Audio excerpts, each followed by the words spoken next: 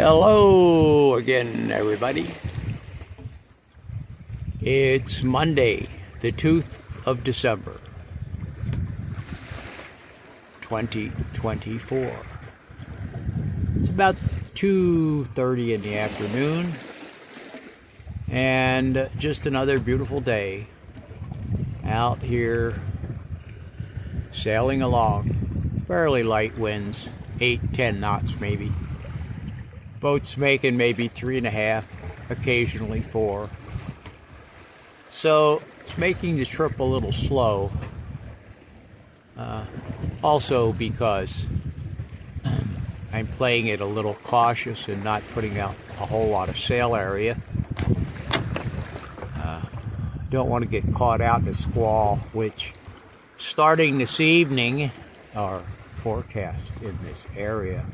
Rain showers anywhere between 20% and up. So I'm content. The weather's beautiful. The seas are light to moderate. So just cruising along, taking it easy. And what you're looking at out there, beside the obvious, which is the water and the sky, is one of the 3 natural geographic features of planet Earth. There may be more, but I know about 3. The problem is, of course, you can't see them because they're under the water. But right out here, just to the north of me, is the Puerto Rico Trench. According to the chart, there is a depth out there slightly in excess of 27,000 feet. Now that's a big hole in the ground. And essentially, the area that I'm crossing right here is marked on the chart, the Puerto Rico Trench. Now I've sailed near the Philippine Trench and the Mariana Trench, all 3 of them. Like I said, I don't know if there are any others that approach this kind of depth in the world. Never really looked. I guess could search it online. One thing I did do is this morning I got my ambition out and went up and rigged up the stay sail, which I'm using as a head sail. I mean, I've already been using that, but what I did is I went and put the spinnaker pole up to hold the clew out so it doesn't keep collapsing back. It's very annoying. Slam bang with the sheet and the block.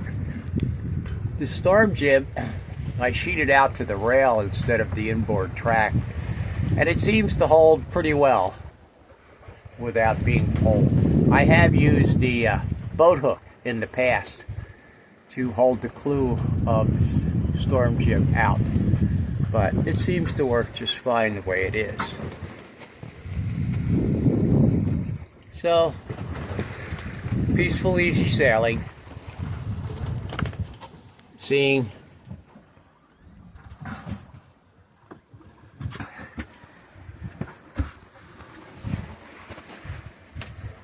that's the south, of course. Puerto Rico's down there, 45 miles or so.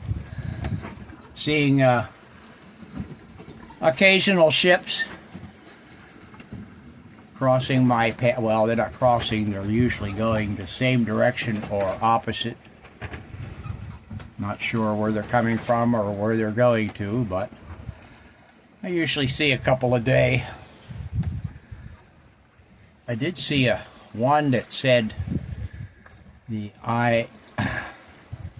AIS indicator said it was a light ship. I thought that was pretty strange, out here floating around the middle of the ocean. I don't know that it was in a location that was marking anything specific. I mean, the water's thousands of feet deep, so I don't know why they would have a light ship out there, but that's what it said. Anyway, Another peaceful, easy day. I think I'm going to go below and watch a movie or do some more reading. And just take it easy. Bye for now. Well, hello everybody. It's Wednesday, the 4th of December, 2024. And it's a bit past noon. I didn't make a video yesterday because it was pretty much a repeat of the previous 2 days. Nothing unusual, light conditions, a couple little rain showers, that was about it. However, this morning, as we continue getting further west, the northeast trade winds started to fill in. About 9 o'clock this morning, and they've been building up to current level, which is about 25 to 30 knots.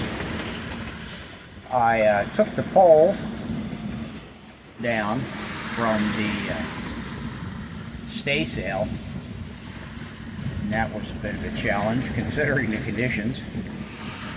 Pretty rolly and bouncy out here. But boat's honking right now, probably averaging close to 6 knots with just the staysail and the storm jib. I'm considering the possibility of dropping the storm jib, although I sure like the boat speed. But got hit with a squall earlier today. Wasn't too bad, the wind was up a bit.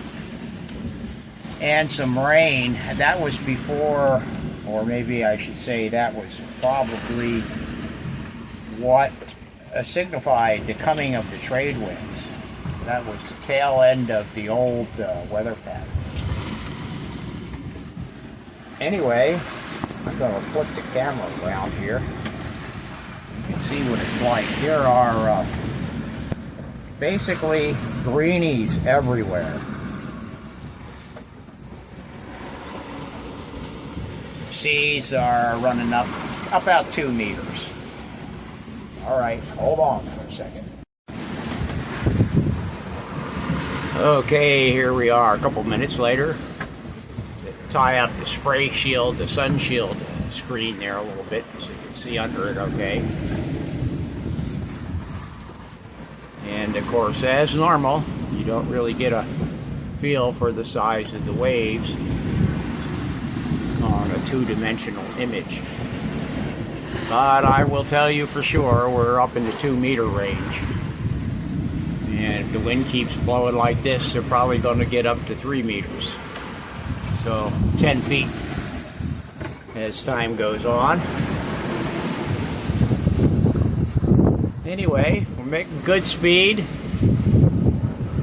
Seems a little rolly from the beam sea, but it's actually a more comfortable motion than flopping around downwind, rolling from side to side.